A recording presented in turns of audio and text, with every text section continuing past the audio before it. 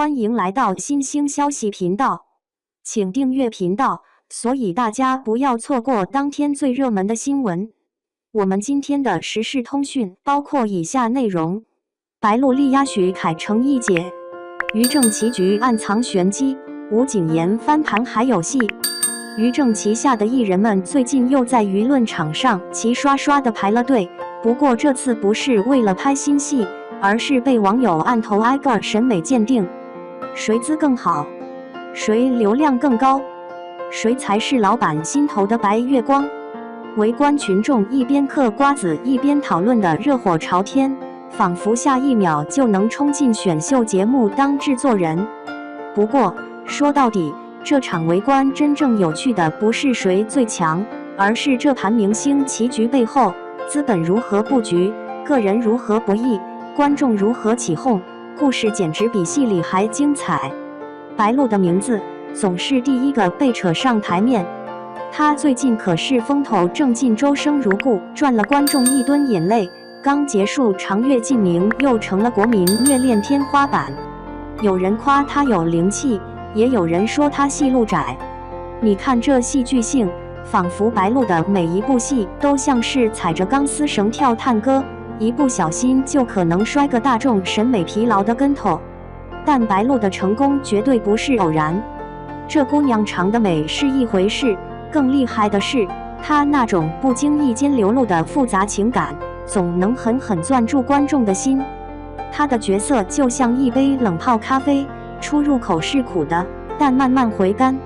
可问题也就来了，这种慢性迷人的演技在流量时代到底能撑多久？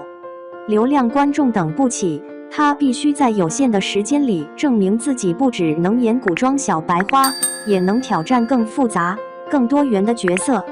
说完白鹿，轮到许凯了。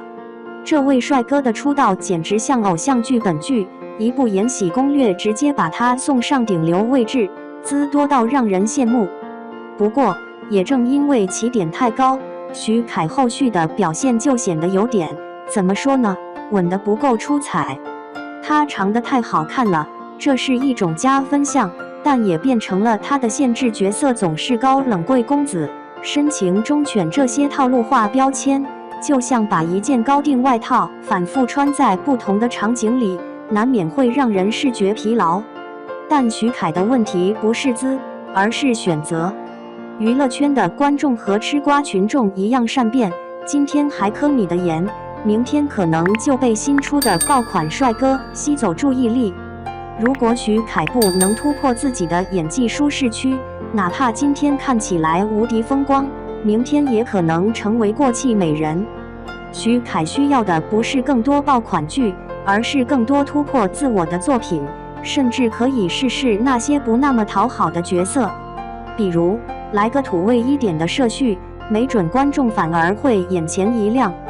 吴谨言的故事要复杂得多，他是《延禧攻略》的最大赢家，从籍籍无名的小透明一跃成为顶流，可惜光环来得快，消失的也快。那场闹得满城风雨的耍大牌事件几乎断送了他的事业。这几年他一直试图翻身，墨雨云间就是他的新尝试。可观众的记忆力是很分裂的，一方面他们能永远记住你的黑料，另一方面他们又总在追逐更新鲜的面孔。吴谨言的问题在于，他缺少让人挖的转型角色，演技在圈内算不上拔尖，但也不是毫无希望。他需要一场真正的反杀，一部能彻底改写他形象的戏，然后就到了聂远。这位老戏骨在《延禧攻略》里凭借皇帝一脚翻红，成了于正的另一个代名词。但聂远的成功让人有点唏嘘，因为中年男演员在市场中的位置总是有点尴尬，年轻人盯着流量不看演技，老一辈观众又习惯把他和皇帝捆绑在一起。他其实可以成为中国的加里·奥德曼，一个能驾驭多样角色的实力派，但现实往往更骨感，市场没那么宽容，也没那么多适合他的角色。杨蓉的故事则是另一种唏嘘，他是那种实力和运气都不错，但就是缺个爆点的演员。多年来她总在于正剧里饰演配角，表现稳定，甚至有时候比主角还抢眼，但偏偏始终没等来属于她的高光时刻。有人说杨蓉是温水型选手，就像慢慢煲出来的一锅汤，耐得住寂寞。但问题是，娱乐圈不是餐厅，没人愿意等一锅汤煮上10年。杨蓉或许该试着走出舒适区，去接一些更有挑战性的剧本，或者干脆换个圈子，寻找不一样的机会。其实，于正旗下的艺人们每一个都像一枚棋子，被摆在不同的位置，扮演不同的角色。他们的命运看似掌握在自己手中，实则都被市场、观众甚至资本的逻辑所摆布。娱乐圈的残酷之处在于，没有人有太多时间去弥补失误，也没有人有足够多的耐心等待一个人的成长。于正是个精明的棋手，他懂得如何在合适的时间点推出最合适的人，但这种精明的背后，也意味着他的艺人们必须时时刻刻为自己的位置拼尽全力。写到这儿，我突然想起一句话：流星最耀眼的时候，就是他燃尽自己的瞬间。